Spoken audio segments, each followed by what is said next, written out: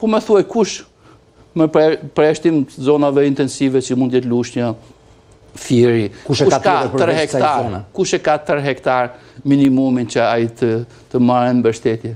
E vërtet. Ndërkohë, si ndikon ky vendim, zoti Vuksani, në kohën kur është toka që duhet të punohet dhe ne kemi edhe çmimin e rritur të karburanteve dhe si pasojë e luftës që po ndodh në Iran prej gati një muaji? Janë dy probleme që vijnë njëkohësisht në bujqësinë shqiptare, duke patur parasysh edhe historikun e bujqësisë. Kemi 5 vite që bujqësia shqiptare është në recension. Pra, vitin e kaluar 2025 ka qenë rreth 1.92% e prodhimit bujqësor me rritje negative.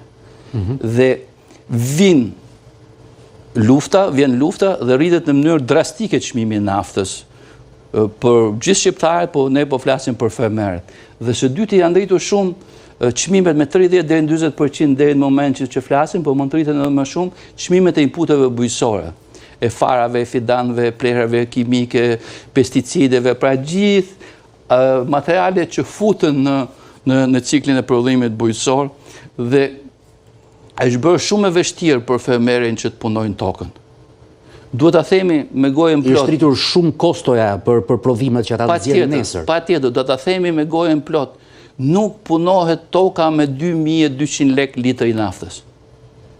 Është jashtë çdo lloj teorie agroteknike, është jashtë çdo lloj teorie ekonomike që toka traktorit të futet në parcel me ky çmim dhe në fund pas punimit tokës, lesimit, diskimit, korrjes e kështu me radhë, të marrësh një fitim.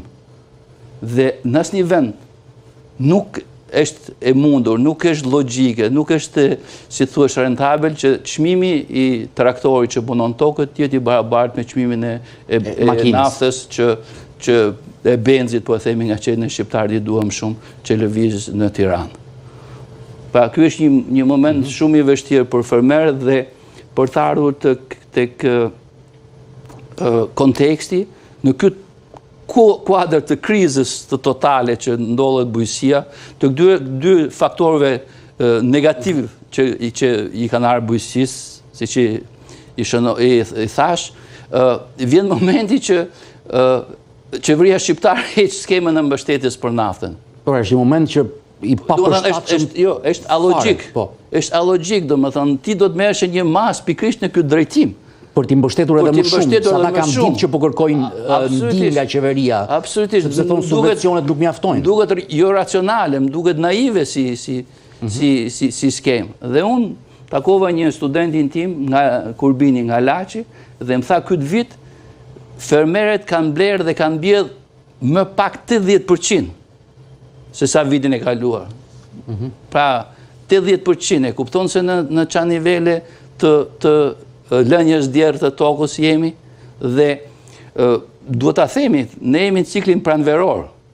Punohet toka në mars dhe në prill dhe bëhen mbjedhja dhe pastaj, si thuaç, nga ky moment, nga këty 2 muaj përcaktohet gjithë prodhimi bujqësor që do të kemi ne për gjithë vitin. Pra është 50 deri në 60% e gjithë prodhimit vjetor ciklit bujqësor që përcaktohet në këtë moment. Në këtë situatë, fermerët mund të lënë pa punuar tokën me këto çmime të rritura të karburanteve që të duhen për traktorët, me plerat kimike, me farat, me gjithçka tjetër që u duhet, mund të shkojnë te kjo pjesë? Unë ta thash shembullin e Kurbinit, që derisa ai ka blerë 80% më pak inpute bujqësore, do thotë se në thajon masën 80%, po të pak në 60%, toka është lënë më shumë djerë se vitin e kaluar. Sepse nuk mundet fermeri që të punojnë tokën me këtë çmim naftën, t'i hedhin plerat, sepse ka dhe i moment tjetër, që të flasim nga pikpamja agronomike. Nëse ai mund ta punojnë tokën, po nuk ja bën shërbimet.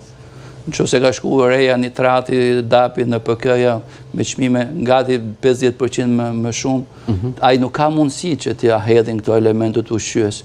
Dhe rendimenti në fund është i ulët dhe i pamjaftueshëm për të mbuluar gjithë shpenzimet që ai ka realizuar. Dhe duhet ta themi edhe diçka tjetër, ne jemi fatkeq edhe një drejtim tjetër, sepse fermerët shqiptar mbështetet shumë pak. Si vjet ministri tha 5.2 milion, po janë 5.2 miliard lekë që do mbështetet fermeri shqiptar. Me skemën kombëtare në bujqësi dhe blekori, thaj. Bujqësisë, kështu quhet, ndërsa Kosova ka mbi 100 milion me fondet të mbështetjes nga qeveria.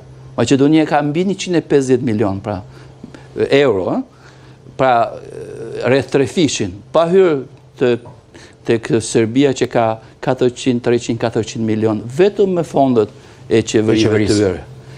Pa fol për një, jo se nuk është fatkeqësi, por për një keq menaxhim të fondeve të IPARD-it, që ne kemi 3 vite që nuk kemi fondet e IPARD-it, si pasojë e keq menaxhimit të tyre.